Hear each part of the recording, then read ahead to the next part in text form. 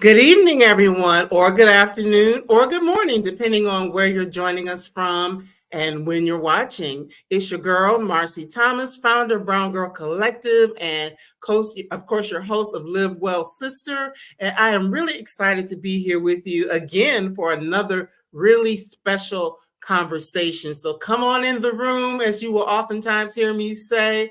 Come on in the room and join us. Share this out with your friends and let people know about this conversation that we're going to have about something that our natural hair, for those of us who are wearing our natural hair, and even some of us who aren't, that we can learn some things and just get more insight. So I am coming to you from the outskirts of Atlanta, Georgia, originally from Cleveland, Ohio. So I am a little bit, I will say a little bit country and a little bit rock and roll, or rhythm and soul. How about that?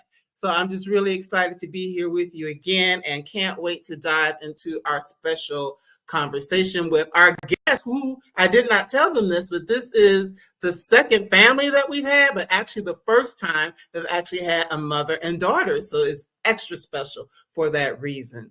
So tonight's special guests are Shelia Burlock and her daughters, Sylvia and Melissa, who are a writing trio from Indianapolis, who are devoted to spiritually healing hair hurt experienced by women of African descent.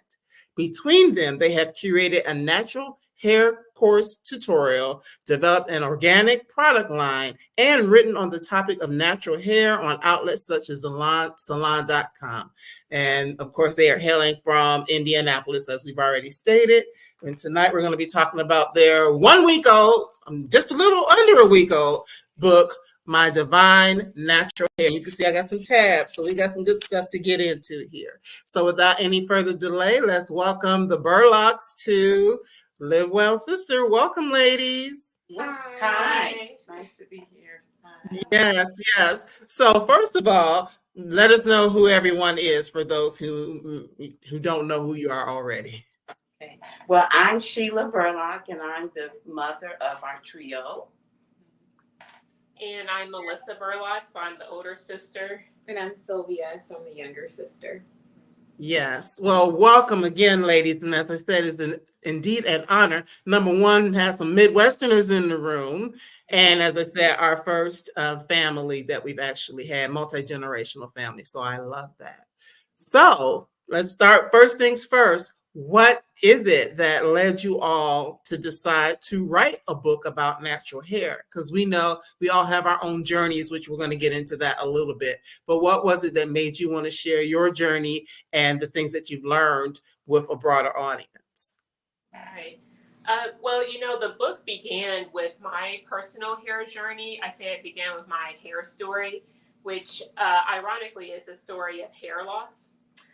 So I talk a little bit about this in the book, but I say how, like a lot of other Black women, my earliest memories of hair are sitting next to the stovetop, hearing like the hot comb hiss while my mom pressed my hair. She also pressed my sister's hair, and she would do other kind of natural styles in addition to pressing. So I remember one of my favorite styles was us wearing those little beads in our hair. Mm-hmm. It made me think that we looked like Venus and Serena Williams. So growing up, she always did our hair. And in high school, there was a woman who would come over to the house to do our hair. I consider her to be like one of my aunts. She would come and do my hair Sylvia's hair and my mom's hair. And when I moved into college, I was getting a lot of braids done. And I eventually transitioned just to using a lot of lace front wigs just because it was easier and I was, just really busy. And after college, when I got into grad school, I started to get regular relaxers and to get weave added. So I say all that just to say, fast forward to when I turned 29, I was diagnosed with a form of alopecia, or hair loss that actually starts in the crown of your scalp. And at first I did what the dermatologist suggested for me to do, but eventually the two bald spots I had, really small ones, became one, and then those, end up expanding even more. So I was covering up the damage. I was hiding, still underneath my lace front wigs, and I was in a really stressful job at the time. So I was, really just covering things up. And eventually I shared what I was going through with my mom and my sister.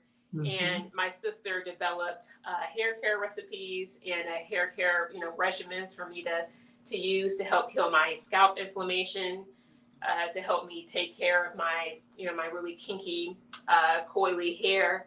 And my mom really prayed for me. She prayed for my self-esteem, for the hair that I had left. And, between the recipes and the prayers and that encouragement, that ended up becoming that journey of them walking alongside me, produced the book, which explains why we have all of those different elements in the book. So, And along with Melissa's story, one of the things that I would do a lot, I would give her encouragement statements and pray about her hair, but I started writing what I call hair prayers and giving verses to go along with the prayers. And every day I was sending something like this to her, either through text or email, or just calling her and saying an encouraging statement. And so that formed into what I end up calling devotionals, or inspirational stories that I would write along with it. And after this really was around the year 2018 when we started all of this.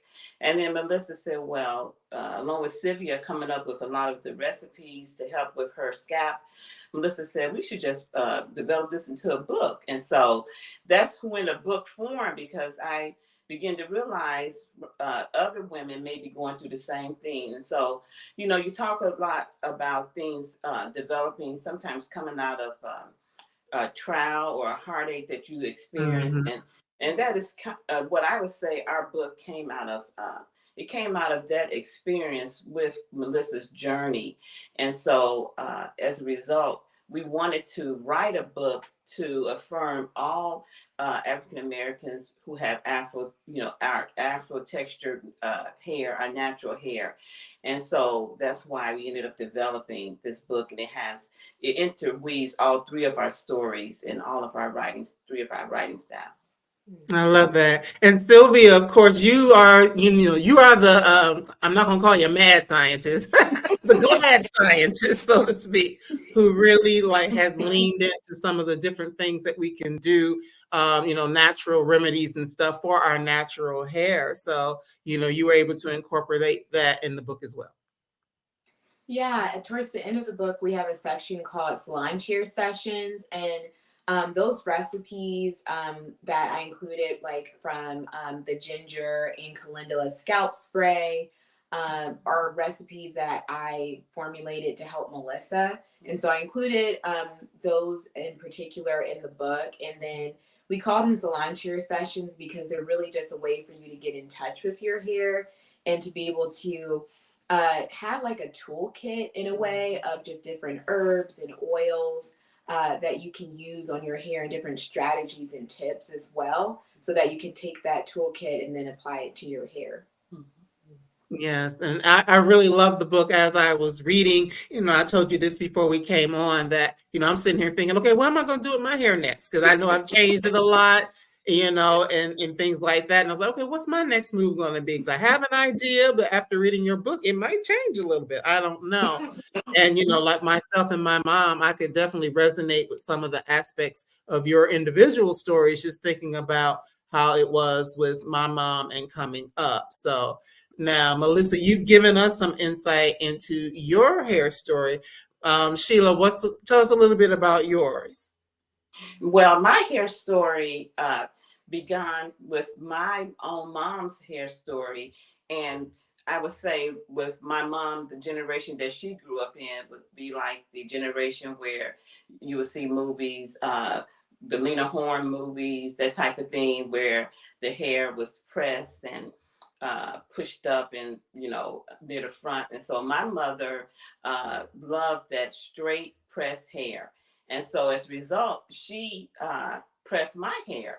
And so my standard that I got from my mom, as well as growing up in baby boomers time period, was that straight hair is what is the best hair. So I really wanted my hair to be straight. I always tell the story of when I would want my first doll, and I would look in the Sears catalog and picked out the doll. And so in my childlike mind, the doll that was the perfect doll was the white doll with the blonde hair. And so I finally got the doll I wanted, and I would try to do this doll's hair the way my mom did my hair, putting the magic grease on it and trying to braid it. And it just didn't act right. And so I began to realize, the way my hair is being treated is not, is not working on this doll. And so I grew up, I would say from my childhood, and I always say I went through stages of before I got to the point where I met hair love.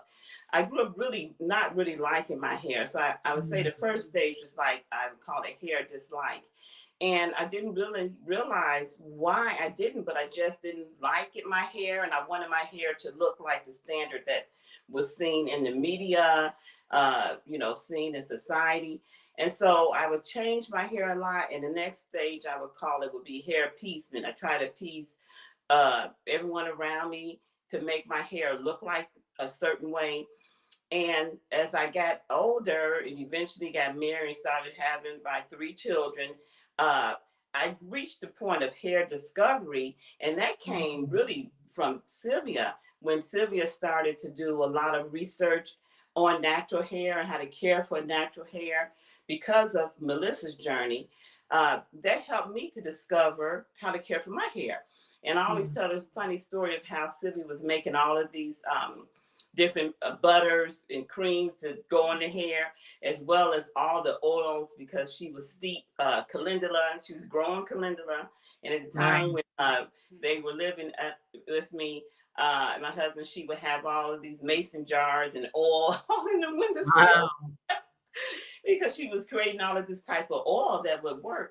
And so I tried this on my hair. And so I said, I can do something with my hair. So I was going from hair dislike, hair appeasement to hair discovery, but I still wasn't at hair love. And so from hair discovery and learning how to work with my natural hair and touching it and feeling it and learning how to style it. And I went from that stage to hair appreciation. So I wasn't at hair love yet, but at least appreciate it. I love it. So then from appreciating my hair, and as I helped Melissa through her journey, and I began to read a lot in God's word, how he uniquely and intimately loves us, even to knowing the number of hairs on our head. And for writing these hair prayers, that really began to help me to not only appreciate my hair, but to move from appreciation to finally hair love. And so I can say that I'm now at this stage of hair love. And Marcy, that really came from going through all of these stages, but the final stage, realizing that I am uniquely made by God. And my hair is divinely and heavenly beautiful because he says it is. I'm wondrously made. And so now I'm at the stage of hair love. I love your story, and just the evolution. It is an evolution because I am of a I I'm a child of the late 60s and 70s. So I know all about, how my hair was styled when I was young, and my mother, straightening my hair. And then I had even more hair than I have now back then. And at a certain point, she got tired of it, I'm sure. So we went to relaxers, and I had a Jerry curl, all that stuff, back and forth, and all the different things. And a lot of times it is a thing where, we want to look a certain way. We want to look and feel quote unquote beautiful, however that's defined. But sometimes someone else is defining what beauty looks like for us, and that can determine how we feel about our hair, or even how we style our hair. And so that is a big thing. And I love hearing your story. And I do want to hear some of yours, Sylvia, because you kind of bucked against the system a little bit earlier on in your journey. Yeah, I think with my hair journey, it really started when I was in college, and I ended up starting a blog basically from it. But when I was in college, I really got influenced by the natural hair movement online. And I had a little bit of an influence with mainly keeping my hair natural anyway, because when I was in high school, I was just wearing my hair natural, and so I kind of had some experience with that then. And I talk about in the book how I ended up seeing like Corinne Bailey Rae on TV, and in like a music video for one of her songs that she came out with, Put Your Records On. And it was really like an awakening moment, because I really like was able to see a representation of natural hair in a beautiful way. So when I was in college, I went ahead and I started a blog to kind of keep track of recipes and just reviewing products and things like that. And I started to learn more about like product ingredients and just herbs and things like that that work on our natural hair, and just, in general with scalp health and things like that. And so I think that really what ended up influencing me was when I was doing my own personal journey, there were a lot of forums online and a lot of discussions like in the online world about natural hair. And so the movement online, so to speak, had really began. And so I kind of jumped on that, so to speak, and would be, conversing with people online, or, oh, what are they trying? What's this product, or something like that. And so that ended up leading into me being able to basically end up creating recipes for Melissa, for myself. And I think that helped me really, the blog helped me really to love and embrace my natural hair, because I felt like I had a community online. And then I also felt like I was sharing knowledge, but gaining knowledge at the same time. And so all of that really just facilitated more of like a hair love. I love that. That's wonderful, that you were able to tap into it, because some things are really generational. Even though I do have to say this, as I was reading the book, I thought about my own mother for many, many years, and this was, probably in the 80s. She wore like a TWA, a little afro for many, many years, and she's an educator, and that was kind of her style for a long, long time. So whenever she would do something different, I'm like, it's like now she's let her hair grow out, but for many years I knew my mom to wear a really short, closely cropped afro, even when it wasn't necessarily the thing. So I love that. Now you also, the book is called My Divine Natural Hair. So divinity is a big part of how you talk about hair. So in the first section, you kind of go into your individual stories, and thank you, for sharing some of that here. But I also love the space of our hair being divine, both from a biblical or spiritual standpoint, and just historically, this hair, these crowns, as we call them, are divine. So, just share a little bit about some of the, the prayers, or the affirmations and things like that that you talk about in that section of the book. Well, with the prayers, just like you said, our hair is divine. And the reason why we chose that particular descriptor is because it really points back to our hair being God's intentional choice. It's not an afterthought. It's not a chore for God. But our hair was created by God, and it is His design and His intentional choice. And so with the hair prayers, a lot of the prayers are about praise to God, thanking Him for my hair, or some of the prayers are asking for to love my hair, for my hair to grow, Mhm. for me to learn about self-care and care for my hair. So the prayers cover a gamut of just hair health, hair identity. One of the prayers that I particularly like, and I'm going to read it. It says, Lord, please help me to love my hair the way you created it. Show me how to wear my natural hair with inner confidence. And so a lot of the affirmations and prayers point back to this whole idea of hair, not only hair identity, but hair health. And so that's more of why we use this descriptive word divine. And yeah. And I mean, really like the intersection of spirituality and hair care. We talk about a little bit in the book, just the history of that. Yes. Just in even like 1400s West African societies and kingdoms, the way we wore our hair, right, told a lot about us. So you could tell a lot about someone just by seeing their specific hairstyle. So you knew what god or goddess the person worshipped. If the woman was single, or if she was married or married with kids, you could tell which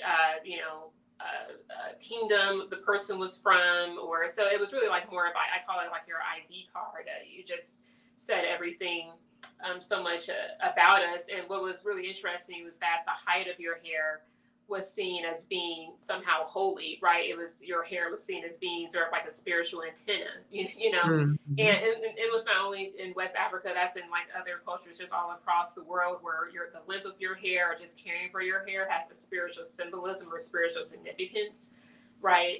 We talk a little bit in the book about the Nazarite vow, and how you had people in the ancient Near East who would even, abstain from cutting their hair. And then after a period of time, they would cut their hair off and burn it as an offering to God. And this is, talked about in the Bible. So it's a very ancient idea. It touches on a lot of different cultures. And what we wanted to do was to root that spirituality in God's word. Because like Mom said, our God, our hair is God designed. And because we are image bearers, we want to base our self-image off of what God says about us. And even just using that word divine, it was sort of like our conversation with this ideal or this dichotomy of good hair and bad hair, right? Really comes out of slavery, where your good hair or European hair is straight, and bad hair, or hair that will just naturally come out of our scalps, is Afro textured. Right. So, and what we're saying is that we're rooting what we say about ourselves, about our hair, in God's word. So yes, our hair is good, but even more than that, it is divine. So it is a part of how we are image bearers. So. I love that. We have a comment, and then I have another question and comment as well. Karen is saying, yes, I truly believe that. That's why I'm also mindful of what I eat. What we eat is a major factor in the health of our hair. Absolutely. And when we get into some of the salon chair talk, we're going to get into some of those things about what we eat and stress and all these other sorts of things. So yeah, we will stick a pin in that for now, but absolutely, that is true. But just as I was reading, and being a spiritual person, or, a Christian, if that is your faith, just really thinking about that, because we do talk, we know that the Bible talks about, God knows the number of hairs on your head and all of that. And, we talk about being fearfully and wonderfully made, and, our body is a temple, all these things that we may say, but somehow oftentimes we come to thinking about what's sitting up here, it doesn't cross over. It doesn't resonate when we think about that, and let's just say, and this is for all of us, this is not to say anything against anyone who does not wear their natural hair. Let's be clear. But, there is something about when you feel that you are made in the image and likeness of God, but then as you are naturally, somehow you want to change that. Right, Mhm. right. Mhm. And I mean, like you just said, we're not saying that it's wrong to straighten your hair or do different styles. Like I talked about getting the relaxer. I've had the Jerry curl too. So we've all had, mom has a protective style. So we all have different hairstyles. What we're just saying is that the way your hair naturally grows out of your scalp is just as good, just as beautiful, just as professional, just as elegant as a straight hair wig. So, right. And also, our book is different in the sense that it really intersects faith and hair. Right. And so the message that we're trying to get across is that our faith is what defines us, and not our hair. And because our faith defines us, it defines the outlook of our hair. And so we're really trying to get across that we want all African American women, anyone with this natural Afro texture hair, to love your hair, to love the way your hair generally grows from your scalp. We're not focusing on you can wear it any kind of way you want, but just know that the way your hair grows is good. It's very good, because God says everything He's created is very good. Yeah, and there's a section in the book actually on one of the at the beginning where I talk about throwing out the magazines is what it's called. It's in the Reflections to Find the Divine in My Natural Hair. And I basically just talk about kind of what Mom mentioned earlier about how what you're watching on TV or media or something like that has a great influence on your perception of your hair. And so basically in this reflection, I just talk about how seeing different magazine covers can like affect how you feel about your natural hair. And so I, in the reflection, talk about how like throwing out the magazine, so to speak, and kind of recreating what you believe is beautiful is super important. And so I think that kind of speaks to, how we think about our natural hair and what's influencing our thoughts about it. So that's in like one of the reflections in the book. Yes. That's actually one of the ones I put a little marker in. But yes, but I mean, just thinking about that though, talk about that a little bit more. The reality of it is that, media, which is magazines, which are the movies, television, all of these things, social media, all these things we see around us really can have an impact on what we think about our hair. Because a lot of times if you see a woman, say in a commercial, and she's natural, she's a certain type of natural, normally.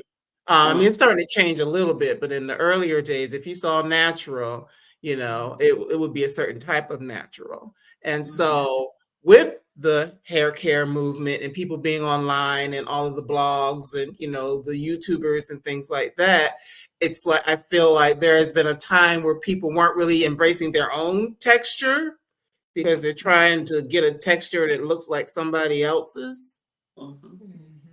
Yes. And we talk about that in the book too. I think there's a reflection called Hair Hate. But it basically just talks about how, basically to your point about how you can have, there's questions that we put in there for you to like assess. Am I really embracing and loving my own natural hair, or am I comparing this to somebody else's? And one of the things that we ask people to assess on is, or the readers to assess on is, do I have like a hair crush, like someone else's hair that I prefer their texture more than mine? And am I trying to change my hair texture, whether it's through styling or some other type of method to simulate that? And so we kind of unpack that in the book and kind of help people process through that, because I think that's a real thing, especially with the natural hair movement online. Just to speak to your point about images in the natural hair movement, I think there definitely was like a looser hair texture that was more embraced and seen as like, well, if you're going to wear your hair natural, it has to look similar to this particular texture. But if you have a tighter coil, then it's really not encouraged. And so we also kind of break down the hair texture chart in the book and really talk to our own type of chart. And we call this a hair checkup chart, hair checkup cycle chart, and it focuses more on hair health than on like separating people by hair textures. Yes. So it takes that conventional chart that people are usually familiar with seeing online throughout the years, and flips it on its head, basically. Yes, because I mean that is the thing, because it's like, if you have a a three ABC type of curly texture, that's the one that has been seen as more acceptable, more than the four ABC. And I'm thinking, well, really, it should be flipped because weren't we first? But nevertheless, that's just But even that, the fact that our hair, when you have this chart, that our hair is at the bottom of the chart, or the type of hair that we have, that says something in and of itself, that it was created in that way. So yes, that is something. Another thing I like that you talk about, you mentioned our hair as a garden. I really like that concept. Tell us a little bit about that. Well, when I was writing this inspirational story or message, it really was encouraged by my husband, because he's a gardener and he loves to garden. And so, in fact, he was even saying, we got a lot of rain coming now, right after Good Friday and Easter. He said, I should have put my garden in, because now all the rain coming. So he didn't get his garden put in yet. But and just talking with him and then helping him garden and seeing how he has to break up the soil, and sometimes he can't use a regular hoe to break it up. He has to use a tiller, and sometimes the soil is harder in other places. And then he has to put the peat moss and all of that. And so just watching this, it made me think about, and also this verse that I thought about in writing this, is that our hair growing from our scalp is like a garden. If we don't tend to our scalp and make our scalp healthy, that's where it starts. Right. And I like this whole analogy of gardening, because just like, a plant growing needs the sun and the rain, we need to moisturize. And Sylvia talks a lot about the different oils to help moisturize our scalp. We need this. If we have a protective style, like I have a protective style now, and if you have a protective style for a long time and you just don't do anything to your scalp at all, you can really begin to damage your hair when you get ready to take it out. And so we talk a lot that we have to make sure to tend to our hair just like a garden. It's not a chore, but as we tend to it, then we'll see the beauty of it. And we keep, we will be more in touch with our hair. And the beauty will come when the growth comes, as we tend to our scalp and keep our hair healthy. I love that. I love that. We have another comment. I can definitely relate to loving natural hair, but wanting natural hair of a mixed race Black woman and not my own. Yeah, I mean, it's true. Because as I was saying that, I'm thinking Tracy Ellis Ross, because I mean, she's got beautiful hair, but it's like most of us, unless, and here's the thing, even if we had her same exact ethnic makeup, we still might not have hair like that, because everyone's hair is different. Even within our head, the hair on our head is different. So I remember when I was getting it cut, the barber said, "Oh, you have mother-father hair." So like some parts of the hair were one texture and other parts of the hair were yet a different texture. So I mean, it's even in your own head, it's not all the same. But Melissa, I want to talk to you a bit again, because just thinking of the whole thing of alopecia, and we know it is a thing within our community for a variety of reasons. One person that we've heard a lot about it with is of course Jada Pinkett Smith. She's been like a public person that a lot of people are aware of. But from that perspective, I had never really done the research to understand that there are different types of alopecia. And it just really and then they can come from different ways, I should say. So can you talk a little bit about that? Yeah, right. So the particular form of alopecia that I have is called centrifugal cicatricial alopecia, or CCCA for short. And it's actually a common form of hair loss experienced by Black women, right? So, and it really starts in the crown, or in the central part of your scalp is where that the hair loss starts. So it causes inflammation, and then the inflammation leads to scarring, and then once there's scarring, that's where there's not going to be any hair growth.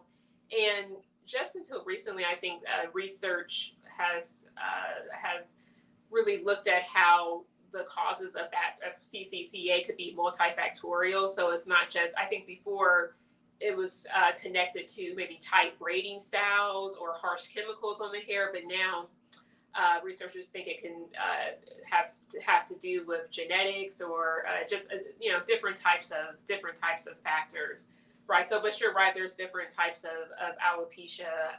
Some that you can really cause you to lose all of your hair from a very young age.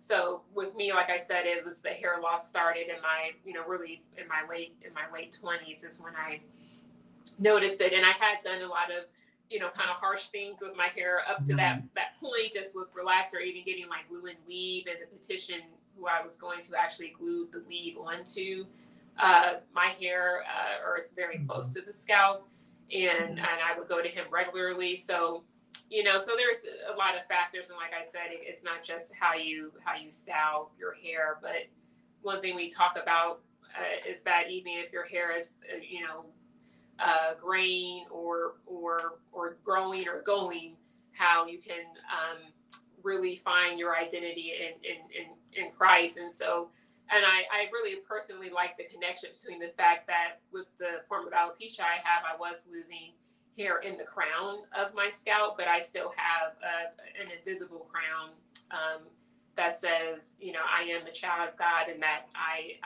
am fearfully and wonderfully made. And just drawing on that identity has helped me to maintain a positive and healthy self-esteem, and to really take care of my scalp and the hair that I have left, and to practice that self-discipline of caring for myself, and taking care of my hair just for myself and not for anyone else. So I love that. And just in what you said, what's coming to my mind is your hair or your head is your crowning glory, regardless of what is happening in terms of, the hair follicles. It's your crowning glory, because of your relationship with God. So I can appreciate that. And that applies for all of us. And actually, one of my sorors is in the room.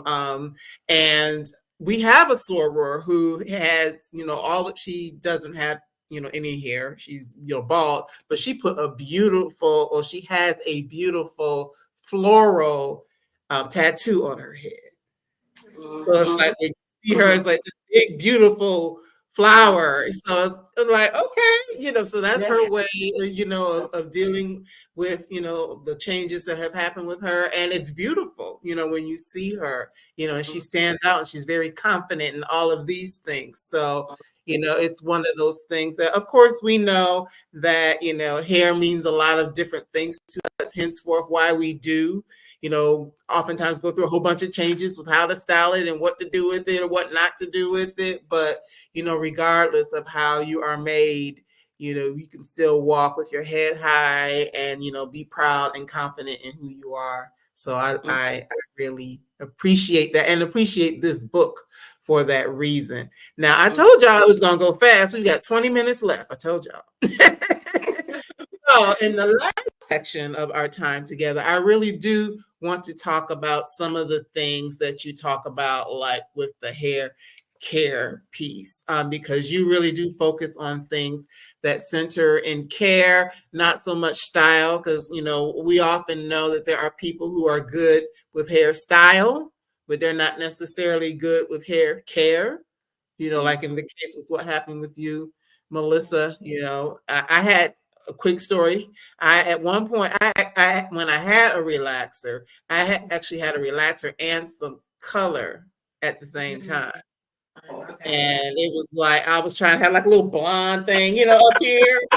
The next thing I know, it's like, ooh, the hair is coming out because the person who was doing it was putting like blonde on top of relaxed hair. And so I wound up, it got to a point where it was wild because they couldn't put any more relaxer. So you know how you had that new growth? It was like I had a new growth, I had a little blonde. Yeah. It was crazy. She would try to, put some heat on it, straighten it out, but then, I sweat and it get. So I was like, you know what? I don't think that was the first time I went natural, but that was probably the second time I went natural. And you know what? I am not going to sit up here and have this part of my hair be straight and this part of my hair not be straight, with blonde pieces coming out, and you touch it, it's going to start falling out. So I said, let me just. Oh yeah.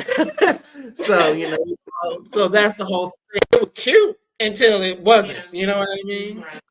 Yeah. So I love the fact that you all are leaning into how do we care for our hair, and starting with the scalp. So what are some of the things that we could specifically do for the health of our scalps? Yeah, one of the big suggestions I would say, well, the key is consistency to anything that you do, and that's one of the tips you mentioned in the book. But scalp massages are something that we recommend in the book, and with scalp massages, we explain like what a carrier oil is, what essential oils are, and incorporating those into like a nightly regimen or routine where you are using those oils, those essential oils diluted in a carrier oil to massage your scalp. And that could be anything from like tea tree essential oil to peppermint essential oil, rosemary essential oil. It really is about like what works best on your scalp. And of course, we always say, always consult, your dermatologist or a doctor when you're trying any of these or before you try them, because you don't know like what's going to be best for you. But scalp massages are very important. They stimulate blood flow. They really help with hair growth, and it can help with just hair sheen, and also with dandruff. If you struggle with that, grapeseed oil is a really great oil to use for that as well. A lot of people like to go with like the Evo kind of like olive oil type of thing. But olive oil isn't the only oil that you can use. You can use safflower oil and sunflower oil. Coconut oil is a popular one.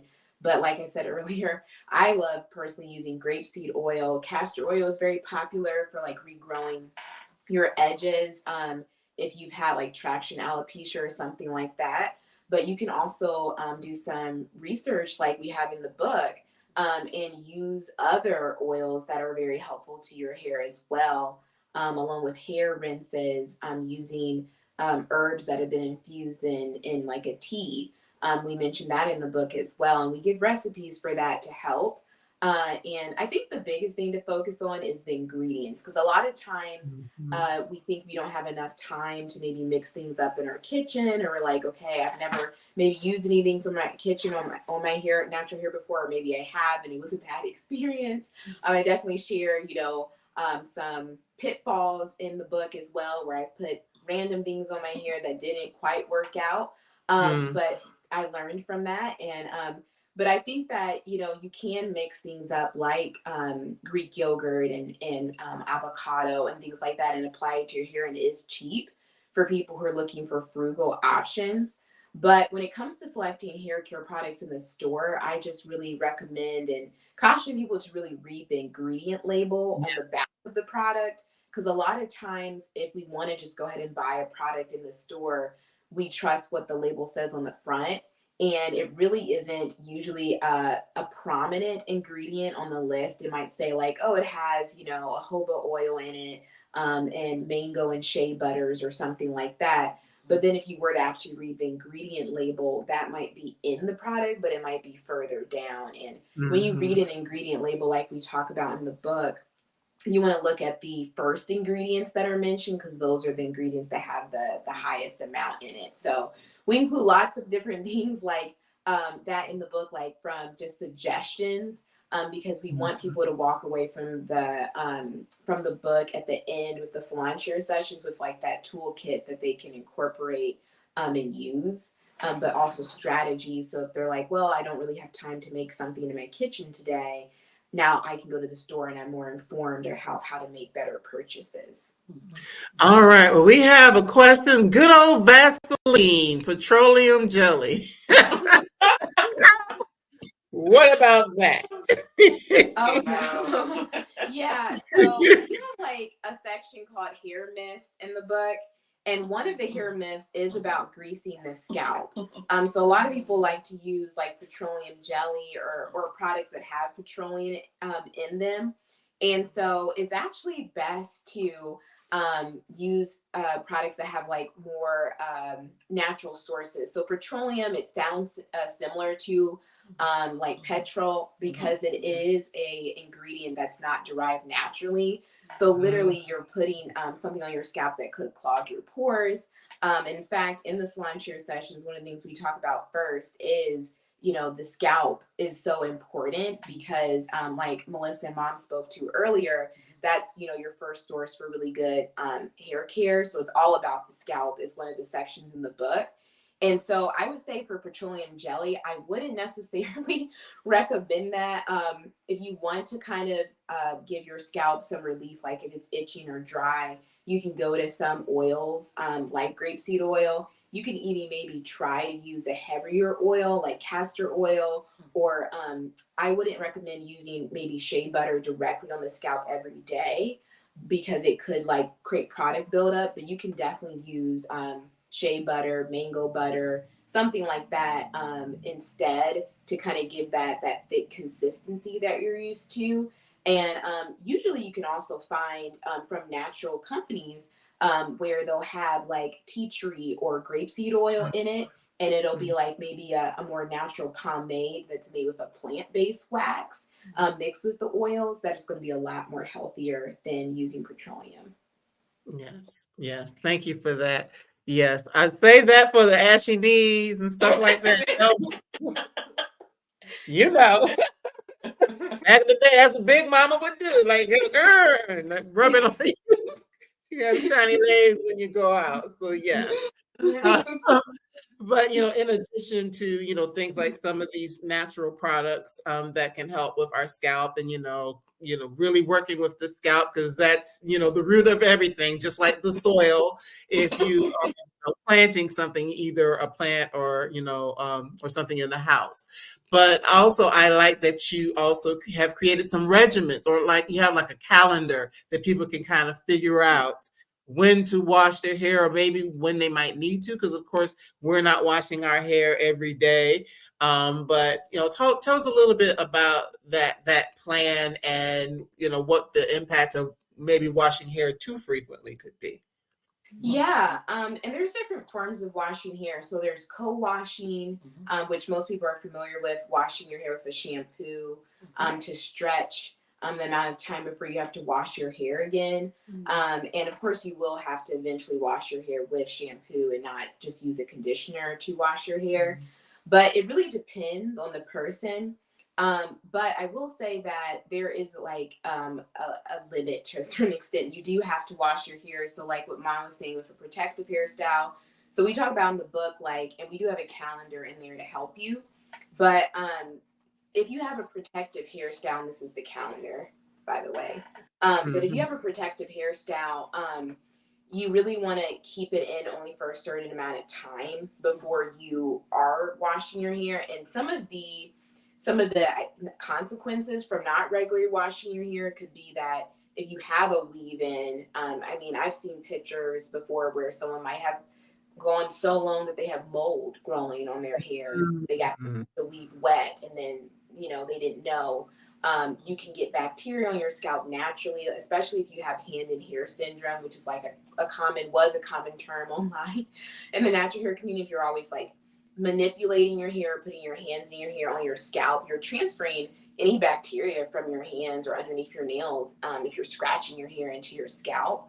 And if you do have some type of protective hairstyle and it's becoming irritated, where you are like using a pencil or something else to scratch your scalp, you're not only probably putting abrasions on your scalp that's unhealthy, but you're ignoring an issue, which is that your hair probably does need to be washed. And so you can wash your hair from just some people every 2 weeks might be great for them. Some people, maybe it's once a month. I've heard people say that. I did talk to someone recently who said she hadn't washed her hair a lot longer than that, but that worked for her. So I think it's about understanding your hair and its needs, and then just really knowing, when am I seeing buildup on my hair? Am I getting dandruff? Is it seeming dry? Do I need to apply water? And water is our friend. We don't want to run from it or hide from it. We want to apply water to our hair and wash it in a timely manner. So. Right.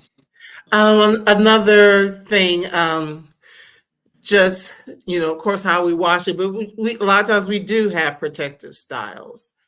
And just what are some cautions that we should think about when we are putting in a protective style? Besides having it in too long. Yeah. And I think Melissa kind of spoke to this a little bit earlier with if it's yourself who's putting it in, you have more control. But we do mention just some consequences of maybe having a protective hairstyle that's too tight. And so it could be, we have kind of like a little, I guess, self-assessment in here where you can look at, okay, what are some things that maybe I'm doing wrong with my hair care with a protective hairstyle, and then what are some alternatives to that? So, for example, we would talk about how there is just tight hairstyles, and how having tight hairstyles really does make a big difference, whether that's like a tight ponytail or just tight braid extensions is the most common thing. And usually when we get tighter braid extensions, we usually think, well, it'll loosen up in a couple of days, but it's actually not healthy. So just even if the cornrows are tight under your weave, or if you're getting crochet hair, which I personally is one of my favorites to do, just making sure that the hairstyle is not that tight, because over time that will affect your hair. Even if you're doing the same type of hairstyle repeatedly, so you always scoop your hair up and do like a top bun, and then attach like an extension at the top to make it look like your bun is larger. Just doing the same repetitive hairstyles, using the wrong type of styling tool. So I've seen people people commonly know now to use a wide tooth comb, but if you are not familiar with that, you could be using a comb or sharing hair accessories with other people, which is not really a good idea. But you could be using just rollers that are too tight, or you could just be using a comb that's too narrow in the teeth. So when you're combing your hair, you're kind of like dragging hair out of your head. So any of those things, you want to just be mindful of, like, what are the styling tools that I'm using? Am I using flexi rods, but I'm wrapping my hair too tight to where, I kind of notice that, or does my protective hairstyle feel too heavy? Sometimes I've even in the past gotten headaches from having extensions in, and I'm like, wait a minute, I might need to take some of these out because I'm starting to have a headache to have a hairstyle. Hairstyle. So. And I have one, being mindful if you're getting braided styles, being mindful of the hair that they're putting in your head. Because I had some cornrows once, and I don't know what it was with that hair, but it was tearing up the back of my head. That when I took them out, I took them out and had them out for a few days, and I went to get some regular like box braids, and the girl was braiding. She's like, the back of your scalp is all scarred up, and I knew the hair was itching. So being mindful of that as well, because that wasn't a pleasant experience. No. Marcy, one of the things I was going to add to what Sylvia is saying is that it really does help to have a hair community, even if it's family members, because it helps with accountability. To have someone else remind you, have you checked your calendar, or how long have you had your protective hairstyle in, or that type of thing. And so when you have that hair community, and with us, we're not only a writing team, but we're a hair community among the three of us. And so Sylvia even tells me, because I have a tendency to leave my protective hairstyle in longer than what I should. So she is my accountability partner to say, Mom, okay, how many weeks you had it in? And so it's about that time to take it out. So that really does help because And Melissa mentioned something about being in touch with your hair, because Yeah. if you do rely on your beautician, it need to be someone you trust and you have a conversation with them. But at the same time, make sure that you have your hands in your hair. Don't stay out of touch with your hair. You have to know what's going on with your own hair and your scalp. Yeah, and I just know from my personal hair story, for a period of time, I was going from protective hairstyle to protective hairstyle to protective hairstyle. So Mhm. me and my hair didn't really, we didn't really meet each other a lot, right? I would just kind Mhm. of take it down and wash it, but the goal was really not to care for it or to kind of luxuriate in my wash day. Was really just to get it prepared so I can go back to the salon so I could get it braided again. And being out of touch with my hair and us not really knowing each other, it just made it easier for me to ignore any type of issues or the hair loss that was going on. So, and I wasn't caring for the actual hair itself. So, hmm mm, Now we have some comments that I'm gonna share here because these ladies got some good stuff going on in the comments. But I do want to ask you, Melissa, for your own regimen, because you do have alopecia, are there certain things or suggestions that you may have for women who are in the same situation where maybe not manipulating the hair that you have as much, or just whatever, just things that people can know and understand to help right. them as well. Yeah, so I mean, at the beginning of my, when I was just covering up my hair, I think my mindset was, because I'm not wearing my actual hair, I'm not going to spend the time I need to take care of it. So it was just easy to continue to cover it up. And by taking care of my hair, even with the hair loss, one of the things that it helped me to do, and this is one of the things Sylvia told me, is that just by having to take care of the hair I do have, it instilled self-discipline into me. And so I could practice that discipline of actually taking care of my hair. So washing it every 2 weeks, making sure that when I even detangled it, I'm going very slowly and not trying to kind of pick through it, but even finger detangling it, and treating every little even fairy knot as something that's just like silk that I have to take out. So it's just treating my hair like it's very precious. And then just every night, I do the scalp massages. So there's an essential oil mix that I use, and I put it in a carrier oil, and I'll do the oil massage to stimulate the scalp. And as I started to take care of my hair, not for how it will look to other people, but just for myself, I started to see new growth in areas where that it had been balding, or I Mhm. had been losing hair. So just taking care of the hair I had left helped to stimulate hair growth in other areas. So I'm at the point now where there's different options I can consider just for the particular type of alopecia that I have.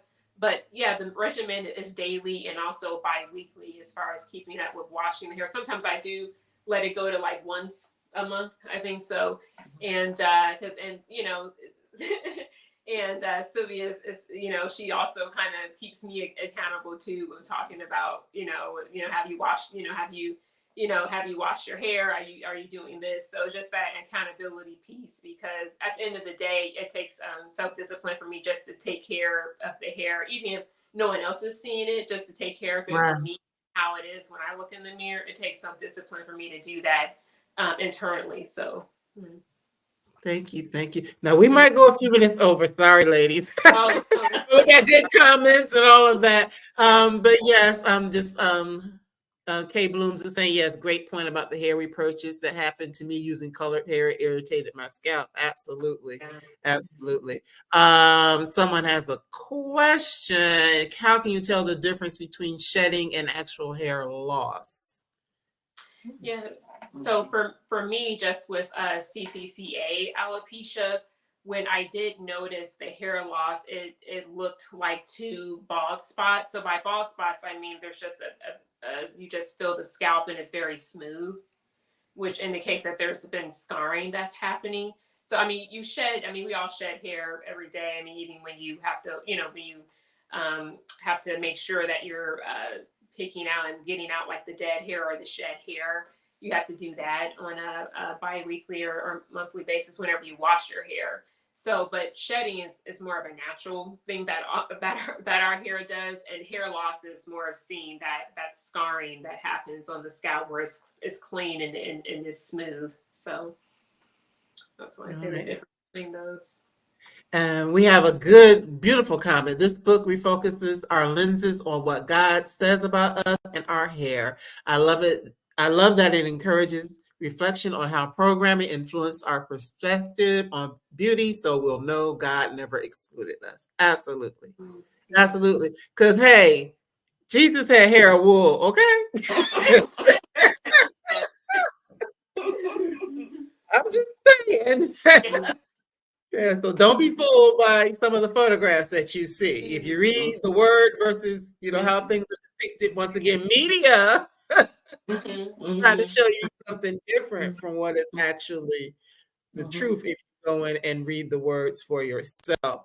So as we are wrapping up, you all are a multi-generational crew of people, family that take care of one another, and your hair, you have this community, of of you all, and I'm sure there are other people in the extended community. But I want to know, what are one or two things that, as we're looking at future generations, like your daughters and granddaughters, what types of things do you want them to know as they, begin to embrace their own divine hair? Well, I could say, especially since I'm soon to become a grandmother, my son and my daughter-in-law expecting April 26th. So one of the things I imagine as I think about the future, children come into our lives, is that I really want them to take biblical principles and apply it to every aspect of their life, including their self-esteem, self-image, their hair identity, and hair care. And so I think when we take these principles, there's principles in God's word to apply to every part of us.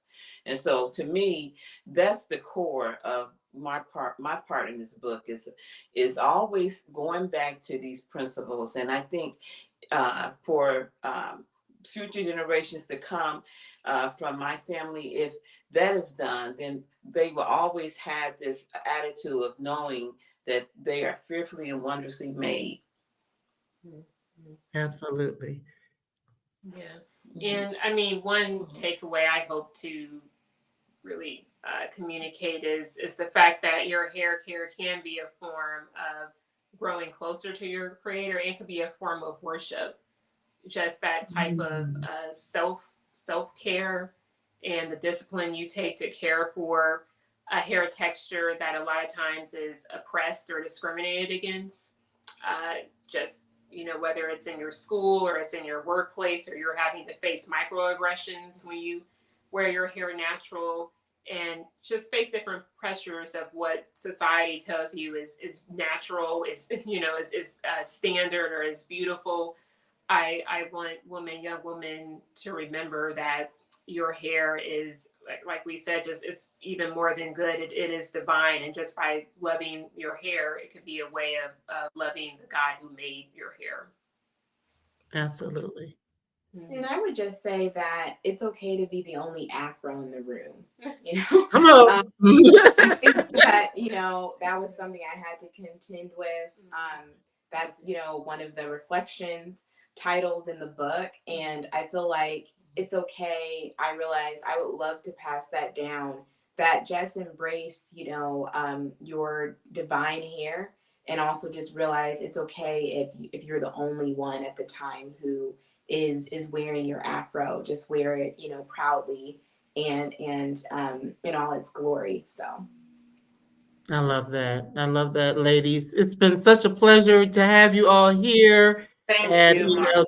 You're welcome. This was some good stuff here, and I already know I'm going to call my mother in a few minutes. We're going to have good conversation about this, and just our own journeys, and the things that we have learned and shared. Because I'll be honest, that's one of the things that she and I talk a lot about, our hair. what am I doing back here? Or, what about this product? Or, should I do this? We have a lot of conversations about hair, because one of the other, you talk about hair as you get older. There are a lot of things, of course, we could not talk about everything. We'd be here for 3 hours. And the whole point is for you to go and buy the book and read it. and sit with it, and to use the prayers and the meditations, and to play around with some of the different formulas that figure out what works best for your hair, because what works for one person's head might not work for someone else's head. So things like that. So we really want you to do pick up a copy. Of course, you can always get it from your favorite stores. And let me see, do I have? Yes, but it is also available at the Brown Girl Collective Bookstore, which is affiliated with Bookshop. If you just go to browngirlcollectivebookstore.com, you will find this beautiful book there. So that is an option for you to pick up a copy of it. And we didn't really talk about it a lot, but I want to make sure that I mentioned the Crown Act, because we did talk about things of, being in workplaces or in schools or in different places. And we've all seen or heard different stories where, children as well as adults have been discriminated against for wanting to rock their natural hair. So, I would suggest, if you've never signed the Crown Act, or, or reached out to your legislators about the Crown Act, please do that, because it's so important, and that will help to ensure that future for us. So maybe we don't always have to be the only Afro in the room.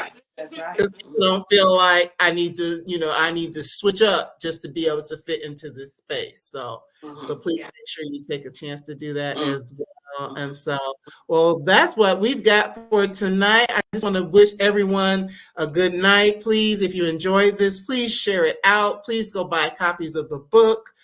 All of that, because this is good information that, will last for us for generations to come. Because one thing I can say about when you start getting into those berries and juices, as people would say, a lot of that stuff, that stuff is part of our lineage. That's part of our heritage. When we didn't have, Afro sheen and, all these other things, or, or whatever it is, some of the old school stuff before we got the new school stuff, people were using juices and berries and oils and, things that they did in their own kitchen. So please tap into that. So, all right. And yes, it was awesome. So ladies, I don't want you to hang up yet, but just hold on for me for 1 second, and I'm going to bid everyone adieu, and I will come say good night in just a moment. So grab your water now, whatever you need to do. Thank you. All right, you're welcome. So thank you again for joining us. As you know, here at BGC Book Club and Live Well Sister, we're always looking to bring some of the best and brightest Black women who are out here doing the doggone thing and, using their expertise to assist us all, us here and now, and for future generations. So please continue to stay tapped in, stay tuned. There's more, goodness on the horizon on Monday nights and Wednesday nights. So look forward to seeing you again here next week. And I will announce tomorrow who's next. Can't talk, getting tongue-tied. I will announce tomorrow who next week's guest will be. So be on the lookout for that on all of Brown Girl Collective's social media platforms. So thanks again, and you all have a wonderful evening. Take care. Bye-bye.